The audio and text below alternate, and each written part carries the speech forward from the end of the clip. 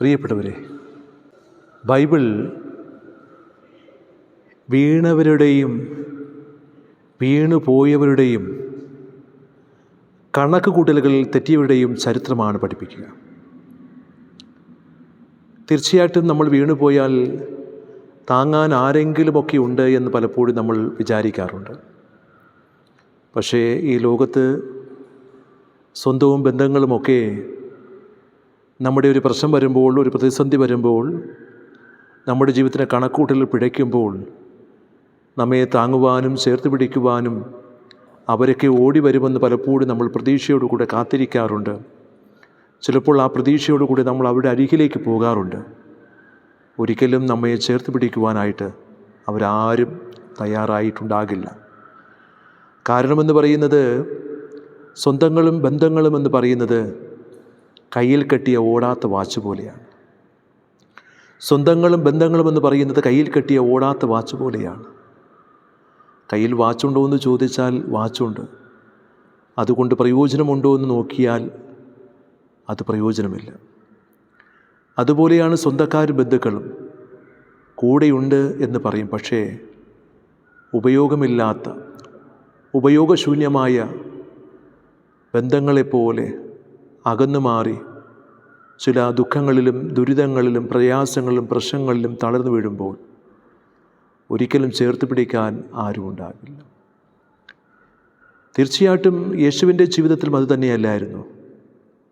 കൂടെ ഉണ്ടായിരുന്നവരും ഞാൻ ഒരിക്കലും നിന്നെ വിട്ടുപിരിയില്ല എന്ന് പറഞ്ഞവരും, നിനക്ക് വേണ്ടി മരിക്കാൻ ഞങ്ങൾ തയ്യാറാണെന്ന് പറഞ്ഞവരും, ആ ഹൃദയത്തിൻ്റെ തുടിപ്പറഞ്ഞവരുമൊക്കെ ഓടിപ്പോയില്ലേ? ക്രിസ്തു നൽകുന്ന പാഠം അത് തന്നെയല്ലേ?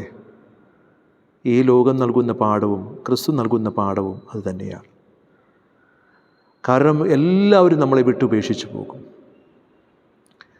ഒരു പൂവിൻ്റെ ഭംഗിയെ ആസ്വദിക്കുന്നത് അത് പുഷ്പിച്ച് നിൽക്കുമ്പോഴാണ്.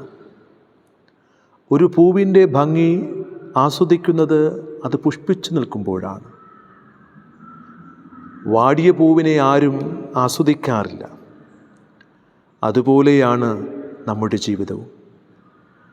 പണവും ആരോഗ്യവും സമ്പത്തും സ്ഥാനമാനങ്ങളും നമുക്കുണ്ടെങ്കിൽ എല്ലാവരുമുണ്ട്. നമ്മളൊന്ന് വീണുപോയാൽ പ്രിയപ്പെട്ടവരെ ആരും താങ്ങാനായിട്ടുണ്ടാകില്ല. പണവും സമ്പത്തും സ്ഥാനമാനങ്ങളും ആരോഗ്യമൊക്കെ ഉണ്ടെങ്കിൽ എല്ലാവരുമുണ്ട്. ഒന്ന് വീണുപോയാൽ, ഒന്ന് വാടിപ്പോയാൽ, ഒന്ന് താങ്ങാൻ ഈ ലോകത്ത് ഒരു മനുഷ്യനുണ്ടാകില്ല. അതിനാൽ നമ്മെ താങ്ങുവാനും ഉയർത്തുവാനും നമുക്കാരാ ഉള്ളത്? തീർച്ചയായിട്ടും നമ്മെ ഉയർത്തുന്ന ഒരു ദൈവമുണ്ട്. നമ്മുടെ വേദനകളിലും പ്രശ്നങ്ങളിലും പ്രതിസന്ധികളിലും നമ്മളെ തളർന്നു പോകുമ്പോൾ തളരാതെ കരം പിടിച്ചു നടത്തുവാൻ, ഒന്ന് ചേർത്ത് പിടിക്കുവാൻ, കണ്ണുനീർ തുടയ്ക്കുവാൻ, ഒരാശ്വാസവാക്ക് പറയുവാൻ തീർച്ചയായിട്ടും ദൈവമല്ലാതെ മറ്റാരും ഈ ലോകത്തുണ്ടാകില്ല. കണ്ണുനീരോടുകൂടെ മരുഭൂമിയിൽ ഒറ്റപ്പെട്ടു പോയ നിമിഷത്തിൽ നിലവിളിച്ച ഹാഗാറിൻ്റെ അരികിലേക്ക് കടന്നു വന്ന ദൈവം, പൊട്ടക്കിണറ്റിലേക്ക് വലിച്ചെറിയപ്പെട്ട ജോസഫിൻ്റെ അരികിലേക്ക് കടന്നു വന്ന ദൈവം,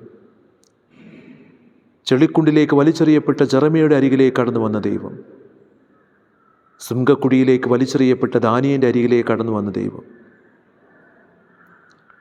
എല്ലാവരാലും ഉപേക്ഷിക്കപ്പെട്ട് ദൈവനാമത്തെ സ്തുതിച്ചപ്പോൾ തടവറയിൽ അറസ്റ്റ് ചെയ്യപ്പെട്ട് ആമം വയ്പ്പിച്ച് കയ്യും കാലും ബന്ധിച്ച് അന്ധകാരമായ ആ തടവറയ്ക്കുള്ളിൽ കിടന്ന് നിലവിളിച്ച് പ്രാർത്ഥിച്ച ദൈവത്തെ സ്തുതിച്ച